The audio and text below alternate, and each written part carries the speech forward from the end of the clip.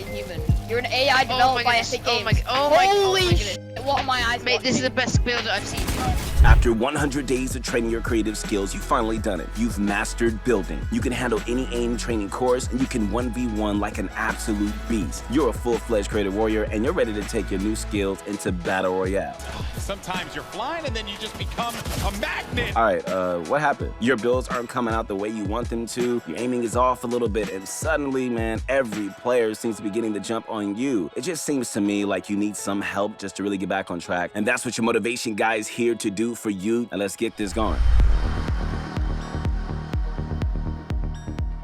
All right, so the big question in your head probably right now is, did I get bad at the game? Like, if you've been on a losing streak lately, then the answer might surprise you. Okay, so the truth is, you really did improve, and all those hard months of training have really helped you a lot. The problem is, creative can often be very different from Battle Royale, and not just on a surface level, but also on a technical level as well. So if you spend months grinding creative, then your brain, as well as your muscle memory, are just gonna be a little jet lagged. All right, so how do I fix it? Like, how do I get around this problem? Well, luckily, there are a variety of ways that we can tackle this issue, and they're gonna help you get back on your feet. I mean, after all, like, the pros use creative to practice their mechanics. I mean, the only difference is they just know how to transfer those skills over. So there are a few preventative measures that you can make so you can just feel the difference less, and a few things that you need to do after to make sure that you don't fall into the same problem.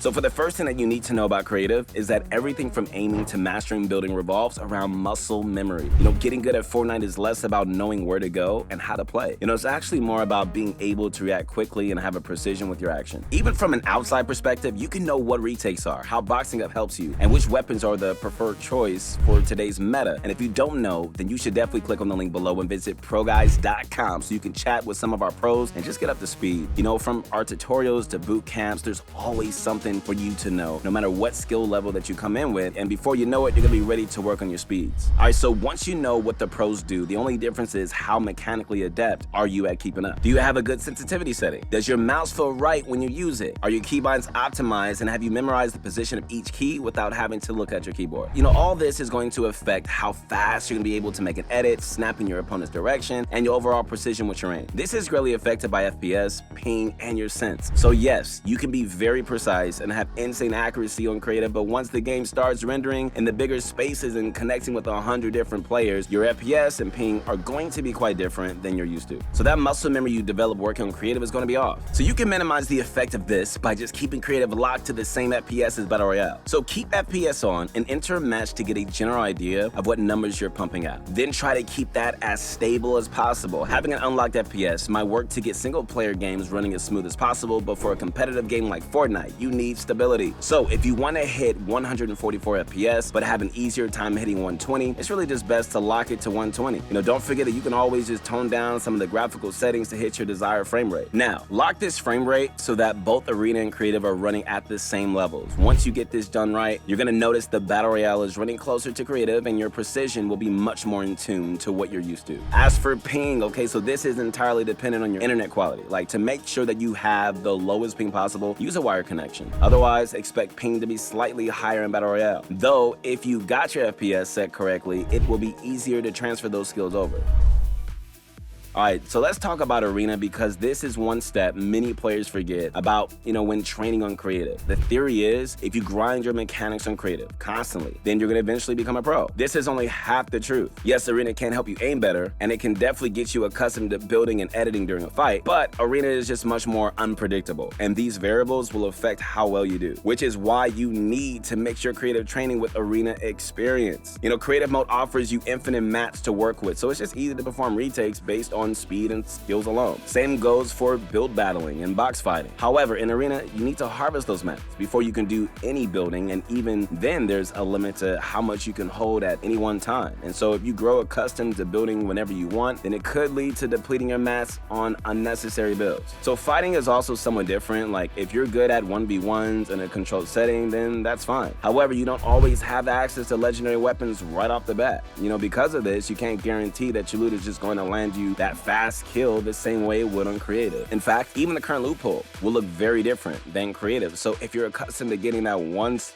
shot pump, you're gonna be surprised when the striker pump doesn't immediately kill your opponent. These expectations might lead you to letting your guard down when you should be altering your playstyle to really fit with the current meta. All right, so you also have the other factors weighing in on the outcome of a fight. I mean, the terrain isn't always flat. Some obstacles are gonna prevent you from placing a build where you want to right away. The storm is closing in and other players might join in on the fight at a moment's notice. I mean, all this means is that you have more to keep track of during a match than on creative. So you need to be extra focused. All right, bunch of questions. It's time for the question of the day. When you use creative to train, what courses do you use? Help a fellow Fortnite player out and share your island codes in the comments section below.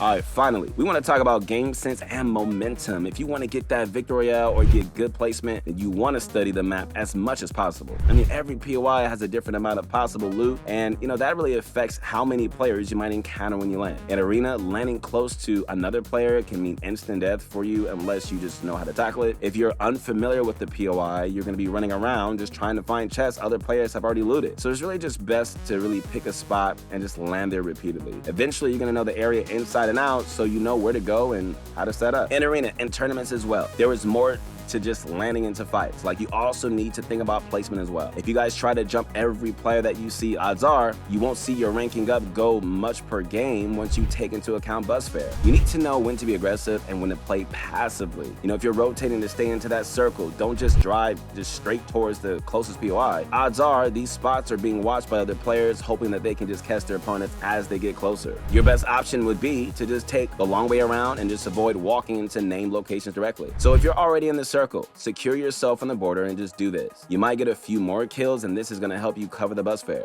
Death has a lot more impact in Arena than creative, and so this usually means having to sit through the lobby all over again. So this detail about Battle Royale really makes a big difference on your confidence and energy. With creative, you can die and moments later just spawn back in with the momentum of being in a fight. I mean, you feel pumped and ready to try again. This helps when trying to get into the zone for placing builds correctly or aiming. So if you get eliminated too many times in Arena though, it could really deter you from just trying harder next time, and at times can even lure you to be burned out. So the solution for this is really knowing how to warm up before hitting Arena. Hopping into creative and just spend a few minutes aim training, free building, and hitting some editing courses. This is going to put you in the proper mindset so you can spend less time focusing on the mechanics and more time making in-game decisions. And so building up that momentum in Battle Royale can sometimes be slow, so it's just really best to do that before you start grinding so you can be ready. This is also a great pre-tournament workout for when you need to get ready to start competing. All right, guys, so before we wrap things up for you guys today, don't forget to click on the link below and visit ProGuides.com. But Square Tommy, I hope you guys enjoyed it. Once again, this is your motivation guy, the one who believes in you, the one who is cheering for you. Man, I want you to be great, not only in this game, but also in life. You already know what it is, man. I hope you enjoyed the video. Like and subscribe to the channel. Connect with my Instagram at your motivation guy. Feel free to leave a comment and let us know what you guys want to hear on that next video. Hey, listen, manage your time in creative and Arena, and they're going to be sure to improve in no time. And I'll see you on the next one. Peace.